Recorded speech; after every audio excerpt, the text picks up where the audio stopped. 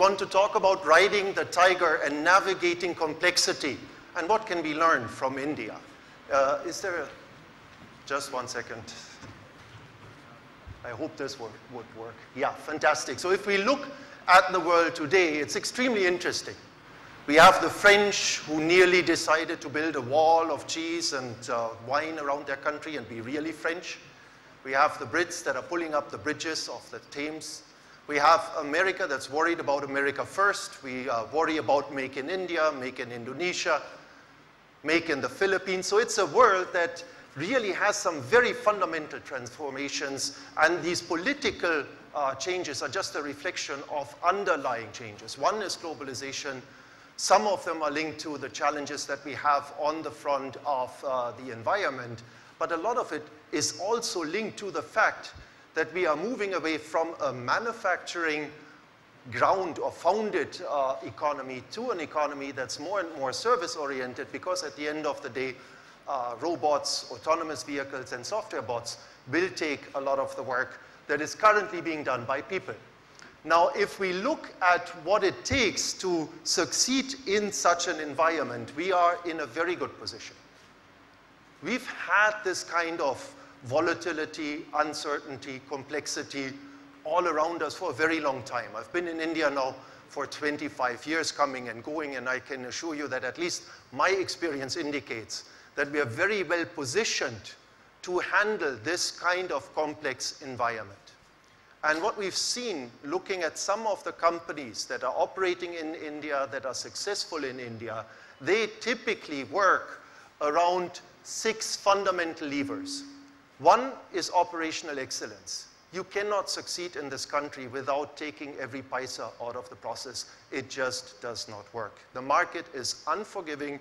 Your customer is extremely value-oriented. If you are not on your toes as far as running your operations efficiently, you're not going to succeed. The second is innovation. Indian consumers have a very complex value equation. If you look at the automotive business, it is not just price. It's not just fuel economy. It's styling, it's brand, it's pickup, right? It's space. This is the reason why some vehicles are extremely successful in India and other brands de facto fail, and in some cases even decide to pull out of the country. So innovation, understanding what is important for the Indian consumer and getting that into your products is key. Choices and trade-offs. We'll talk about an example in a little bit. Again, you cannot be everything to everybody. One of the key challenges that we see with lots of entrepreneurs is everybody wants to be a conglomerate, right? I am successful in one particular area, so let me move into the next particular area. I'll be successful over there as well. It really doesn't work for most people. Being a conglomerate is completely different than running your business well in one particular area. Alignment. We live in a country that is de facto like the European Union. It's a conglomeration of countries, a conglomeration of cultures.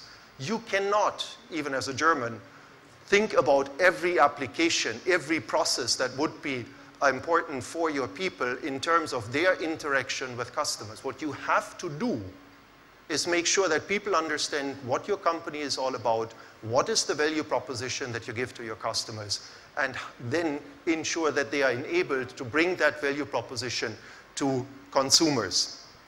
Leadership and courage is one thing that I've seen quite a bit here in India, whether it's Bharat Forge buying a gun manufacturing facility in 10 days, whether it's Chand Sehgal building a factory in 39 days to start exports for Daimler. So that kind of capacity to take calls on what to do and what not to do is a key differentiator in India. And last but not least, agility and serendipity. As Napoleon said, right? What kind of general do you want? I want a lucky one, right? It doesn't hurt to be lucky at times, provided that you actually know that you're lucky and you leverage that opportunity. We have 10 minutes, so let me just give you a couple of examples. Maruti Suzuki, again, not only an example of operational efficiency, but an exceedingly successful example where operational efficiency is a key pillar. And what Maruti Suzuki has done, what Osamu Suzuki did, he actually went into the factory, looked at everything himself, double-checked that the distance between the team leader and his team is not too high, because then there's no efficient communication. It wastes efficiency. Pulled up the drawers of his people and double-checked whether they are tidy or not. Because if they're not tidy, the problem is you're wasting time looking for your pen. That's not time that's spent on creating value for your customers. It's that kind of obsession that has allowed Maruti Suzuki to do it internally, roll it out to their suppliers, roll it out to their dealers, and overall create a virtuous cycle. Cost down, volume up. Even today, with all those competitors in the market, Maruti Suzuki is about 50% market share, which is a commendable achievement. Godrej is a good example where we just want to highlight the phenomenon of innovation.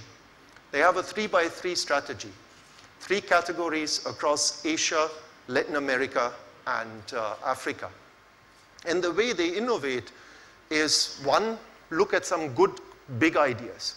One of the big ideas was hair cream. They saw that they have a sachet-based hair cream in Latin America, in their Argentinian operation, and then basically decided, let's bring this to India and cut the cost by a factor of 2 or 3.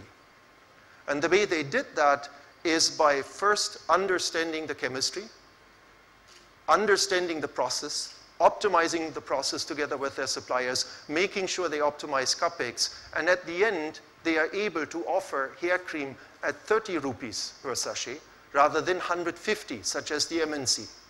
So it's a good example where you use innovation to produce, not for the 1 billion that is rich, but for the 6 billion that is a huge market opportunity and a profitable market opportunity if you get it right.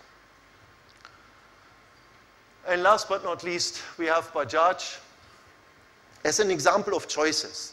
Rajiv basically says, listen, I had 3 phases in my life. Phase number 1 is I was in school. Everybody liked me and everybody was extremely friendly, because at the time, Hamara Bajaj took about 15 years to get. So they basically thought, if they're nice to me, I'll be nice to my father and I'll get my scooter a little earlier. First phase. Second phase was when he was in college. People were still nice, but not quite as nice anymore, because at that particular point in time, there was competition. You didn't really have to wait 15 years for your scooter. So, okay, fine, you're a nice guy, but there are options. And the last phase is the phase when he decided to get out of Hamara Bajaj, and where people started telling him, man, you're crazy, right? But it is a good example, because what he's done is he's clearly said, okay, listen, I cannot do 2 things at the same time. I cannot succeed in motorcycles and scooters. I don't believe that I have the capacity, the money, and the capability to do both at the same time. Let me do motorcycles, because I believe it's the larger market, and let me do motorcycles right and be an international player. Today, in the 66 markets in which he's operating, 2/3 of those, he's either number 1 or number 2. So a clear example of choices. And if you look at the result, yes, he doesn't have the highest number, but he has the highest profit, right? And I don't know about you, but for me, what I have in my bank is much more valuable than the numbers that I sell. So just to wrap it up, the world is getting increasingly complex, but we have dealt with this kind of complexity for a long time.